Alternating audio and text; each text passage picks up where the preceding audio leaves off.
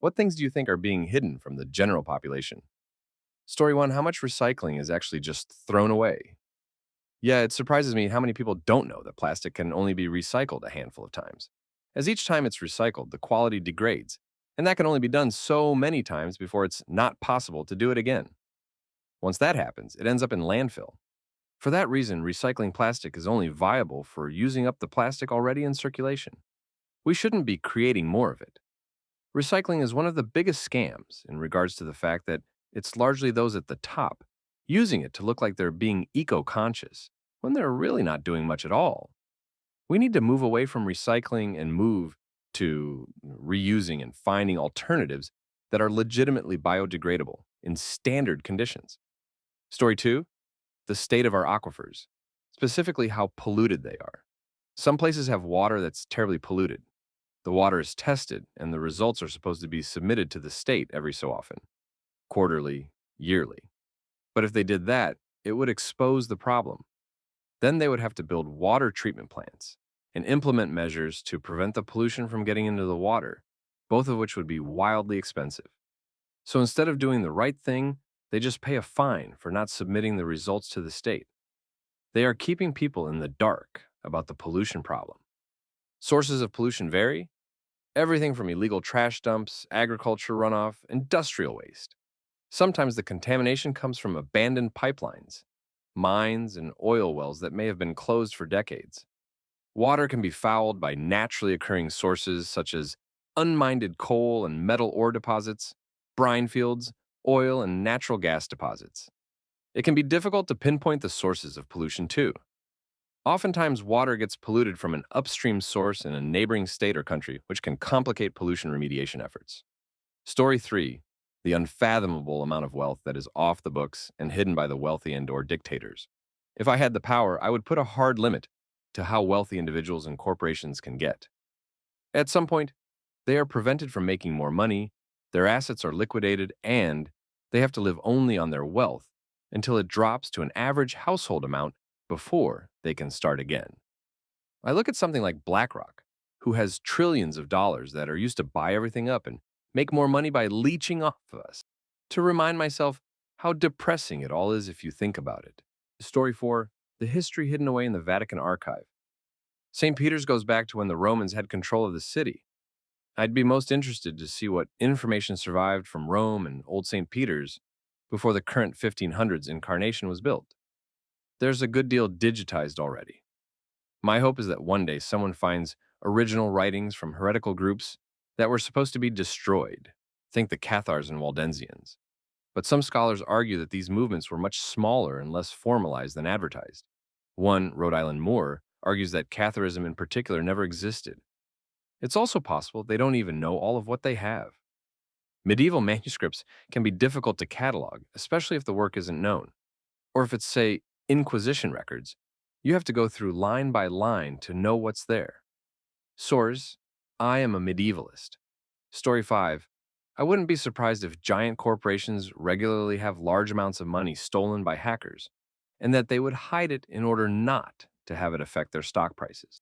In the US, the SEC requires that public companies report ransomware payments within 24 hours of the payment being made. And Marshall incidents are reported 4 days after being determined as such, not from the date of incident. In addition to fines, the SEC can suspend trading if not reported, and lawsuits can be brought against the company by its shareholders. Giant public companies in the US are not going to risk this, because that would be significantly worse for their share price. Smaller companies and private ones, absolutely. Story 5. What absolute disarray the public school system is in. Unless you work in a school, you cannot even fathom how horrible it is. From insane behaviors to kids receiving diplomas and only being able to read at a first grade level, it is beyond broken.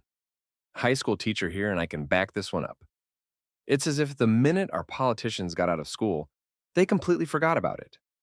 I couldn't live alone without my wife's salary to help us out. So many kids just aren't being raised well either. Their parents also do everything for them, or they've spent the age of 5 to high school looking at nothing but an iPad or phone screen. And yes, the administration at my school is insanely disorganized and chaotic. I can't imagine what the future is going to be like. COVID also drastically changed things. I don't think most people have realized what it did to our kids. I've been teaching for more than 15 years, and all of this has exploded in the last 4 years. I would never have thought this only 5 years ago. I'm not some old man complaining about today's youth because I'm so removed from them. The combination of their behavior, their inability to make decisions on their own, their complete lack of any sort of intellectual curiosity, and the rise of artificial intelligence could be a disaster. Story 6. The amount of pharmaceutical residue is a pollution no one talks about that's in our waterways and oceans. Yes, states do their best to reduce other contaminants such as nitrates, mercury, trace metals, and nasty bacteria. All of the meds Americans consume and then get flushed into the sewers are not monitored. Smallmouth bass were developing male testes as well as female ovaries in the Susquehanna River in Pennsylvania. The most likely culprit was pharmaceutical residue from birth control pills found in the water. It all winds up in the ocean, and it really makes you wonder about how safe our seafood really is to consume. Story 7. Military technology at the top level is definitely several decades ahead of what we're even aware exists. All the technologies and sciences that you can think of, I wonder if the military will find a way to use that, are definitely either already in prototype stage, being actively developed, or are already in limited production. I think one of my favorite stories was when the government donated used lenses to one of the satellites for NASA, if I recall, to use in Hubble or something similar. They had decommissioned the project they were using them in from about 10 years earlier. NASA realized that the lenses were 6 times more powerful than what they use in their telescopes to see distant galaxies. Story 8. The fringe right and fringe left are not an accident. They are molded and encouraged to grow. Money and power interests want to keep the general public divided because it is easier to control a divided people. Think about how easy it is to get someone behind a cause or point the finger at the other side. That's how you get votes. Why do you think there's only two political parties in the USA? If we were actually united, we could get rid of money in politics, get rid of trash politicians that just want to get reelected and don't care about the welfare of the people. It says a ton that the strongest nation on earth has multiple presidents who were career actors as their previous jobs. And here in Canada, it's pretty similar. Trudeau was a variety show host and a high school teacher, but just happened to be a son of the previous prime minister, so he got the job. Modern democracies don't elect the most intelligent, useful, or skilled to lead. It's entirely your public relations potential. Becoming president or prime minister is much the same as being elected class president in high school. It's pretty sad, actually. Story 9. There may have been an intelligent civilization on Earth prior to humans that we now have very little record of. My favorite aspect of history is what came before us or was related to us. It's so long ago that many artifacts are either completely destroyed in such a bad place they look normal, if that makes sense, or buried or underwater somewhere we wouldn't assume to look. My favorite thought is why we survived, and many other hominid species didn't, or why we all became so smart around the same time. It's also thought-inducing. The big problem with this is that as a civilization arises, they will use resources. The more technologically advanced a civilization is, the more resources they will take advantage of. The most readily available resources useful for technology are at or near the surface, and we have already accessed so much of the easy-to-get stuff that we have had to develop new technology and techniques to get at the stuff remaining. This means that if we ever go extinct, the next civilization will probably be stuck in the Stone Age because all the easy stuff has been mined or drilled and they would never get enough of a toehold to expand their science to get our leftovers. Pretty much the only easy-to-access stuff will be found in the layer that mankind existed and the landfills we create. The same would be expected if there was a previous intelligent civilization. We wouldn't have any oil left because they would have used it all up at the beginning of their society. And there would be landfills full of their trash and materials that aren't naturally formed together, such as metal alloys that would be the only relatively easy stuff left to mine. Story 10. It's not so much that things are being hidden, as the mass media are dominated by conventional thinking and beholden to vested interests, so they focus on superficialities, leaving most people woefully underinformed. I think that our current levels of consumption are completely unsustainable. The world is horrifically overpopulated by a factor of 2 or more. And capitalism as it is now practiced is incompatible with the continuation of global civilization. We are now entering a period of gradual or possibly rapid decline as the machine continues to grind through what is left of our ecosystems and resources. The best thing we could all do for future generations is to commit to a 30 to 50% reduction in our standard of living. Cut right back on non essentials as we transition to 100% renewable or recyclable society within strict demographic and production limits. Of course, the cutbacks should fall mainly on the rich, but the middle class would also have to take cuts. The poor are already on the edge, so we should minimize the effects on them as far as possible. So, who's going to vote for this? Almost no one, of course, which is why we continue on the road to collapse. I hope I'm wrong about all this. Maybe I'm just a pessimist. But we seem to have a strange, ahistorical belief that our empire is somehow different from all the ones in the past, all of which eventually collapsed. Story 11, that we are currently eyebrows deep in a mass extinction event, and we should be much more concerned than we currently are. It's not anywhere on the news. Insects are dying off at an alarming rate. So is sea life, and other life that depends on it. Are you seeing fewer squirrels? What about ladybugs or dragonflies? I can't remember the last time I saw either of those. Butterflies, almost non existent in my area, but I used to see them all the time growing up. Crows. They used to be annoyingly everywhere, not as much anymore. No one is mentioning how things we used to see all the time are slowly disappearing. Story 12, the evacuation plans for the president in the event of a nuclear attack on Washington, D.C. This is literally the most closely guarded national secret. You could count on one hand the number of people who know what it is. The VP would be expected to stay in D.C. and die while the president was being evacuated. Not even the president knows the plan. The chairman of the Joint Chiefs of Staff, maybe chief of staff for the president, maybe national security advisor, maybe head of the Secret Service. It's obviously not public who knows, but it's very few people. Story 13, that the real war is class war. The war between working class people and the wealthy ruling class people, corporations and politicians. Yes, we have a few legit disagreements with people on the other side, people different from us, but we have much more in common than we realize. And a lot of the time, the cultural wars are created or embellished or exploited to divide the working class, so they don't unite and work for a better life for themselves. Story 14, where all the money in cities that are poorly run Oakland is going.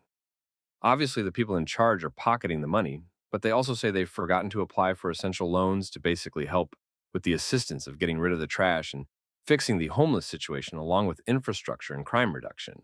Like, how do you just forget to apply when the other cities around you are applying for the same crap and getting paid? Story 15, nuclear policy. The uranium we've stopped buying from Russia was part of the most successful disarmament campaign in history, megatons to megawatts. People don't seem to know or care that we have no long-term waste storage facilities, or the state of the Hanford site, or the Runit Dome. None of this information is inaccessible, but it's sort of willfully kept out of mind because it's such a nasty topic. I know about it, but only because I grew up where that nuclear plant had the plug pulled on Construction BC of malfeasance. It was actually one of the main questions people were asking about it being built. Maybe it's more if you aren't around it. You don't know or think about that problem. Yes, that's true. It's less ignored if you're anywhere near a site. I know about it because I was born downwind. I would say silo towns are also openly aware of the deal they've made, and most support it because it brought them infrastructure. But it has been shocking to me, the degree to which this is left out of many discussions of geopolitics lately. The bomb is why UN Security Council permanent members have veto power, for example. I have no idea which canceled reactor you mean, although I'm sure much of the same discussions were had in each case. What concerns me is that 80% of those discussions happened decades ago, and I'm not sure the information survives in general public awareness. Story 16. We often see Flint, Michigan, and its water supply as being very unhealthy and detrimental to the people, though I'm most certain that most tap water in the US is compromised in certain ways. The secrets of the universe. I don't think the general public would take certain radical things that could change, alter, or even put most of civilization in jeopardy with certain cosmic events. People who run society know they are on borrowed time. Due to mass communication and sharing, young people across the world are getting more and more fed up with a top only society to the point that they've lost interest in education, employment, having children, and bettering society. Story 17, most consumer level technology is decades behind what is available to those in the know.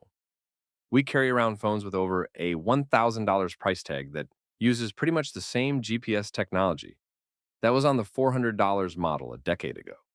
In 2012, the US Navy made public an autonomous bomber drone, piloted by AI, which could land on an aircraft carrier in the middle of an ocean, which, according to pilots, is one of the most difficult to learn maneuvers. ChatGPT is consumer level AI, but advanced models have been around for a much longer time than people realize. For instance, Sophia was made by Hanson Robotics. The technology that is being hyped in the media as cutting edge has already existed for a long time. What we're made to believe is that development is already complete. It just needs to be watered down before it can be released for public consumption. Story 18, just how deep Trump's insurrection went. I'm not a tinfoil hat type of person, but there had to be people in all branches of the government involved. And I bet Biden has been quietly cleaning houses to make sure crap doesn't hit the fan. The growing inequality in America. It's not that hidden, but we definitely don't talk about the millions of people that have stepped down a few income levels over the past few years. Recent grads not even getting a chance to get a foot in the door, a lack of well paying middle class jobs, unemployment numbers that don't seem to match reality, and an affordability crisis that only kind of gets addressed because old people have money and they vote. America's growing monopoly problem. Everything from media to food is increasingly owned by a handful of corporations that hang out in the background and collect billions of dollars from a stock market that is divorced from reality. Story 19, I live near Logan County, Ohio, which just had some pretty bad tornadoes rip through last month. They very quickly claimed that everyone was accounted for and 3 deaths were reported, like within hours of the tornadoes. They hadn't even dug a whole bunch of people out of the wreckage yet. My mom's friend claims they saw bodies being pulled from Indian Lake, and several people said that they had friends and family they couldn't contact when everyone had been accounted for. The entire thing has just been really fishy, and I wondered if maybe a politician or celebrity of some sort was injured and they were just trying to keep people from getting suspicious or something. Story 20, the slow death of the petrodollar and the US dollar as the world's reserve currency. It fell from being over 70% of world cash reserves to 60% in a decade. Inflation is also being caused by the fact that American debt has become less attractive and foreign countries are de-investing from the dollar. The sanctions on Russia, China's ability to obtain oil from Iran, and also the fact that the UAE, half of OPEC, just sold oil in yuan, petro-yuan, to China, has made alternatives to the petrodollar possible, meaning that it is no longer the monopoly on oil trades globally. Less power means less value as a cash reserve. The dollar's buying power isn't in dispute. It is still strong, but the future of that is uncertain, which means investors will be uncertain about the dollar. Less treasures will be bought. Our debt will continually rise. Since we can't offload it as a reserve for foreign countries, we'll have to raise interest rates to lower our debt, cut funding elsewhere, or raise the return on our bonds. Either way, America and Americans will have to spend less. Story 21, I think there might be a lot of things that are lowering human fertility that might not have been planned to do so per se, but aren't being stopped because of a general consensus that overpopulation is an issue. I don't think it's a grand conspiracy per se, but more like a standalone complex about fertility not being an important issue. Like, does this new birth control product have potentially bad effects on fertility later? Who cares? Or is this chemical pesticide potentially lowering fertility? Any number of things. I suspect that in a lot of cases in the past, this would have raised more alarms and gotten products taken off of shelves, whereas now I would suspect that there's less pressure to worry about it. In other words, I think a lot of stuff in our food, water, environment is causing reproductive harm. That regulators and producers know this, but there's little pressure or motivation to fix it.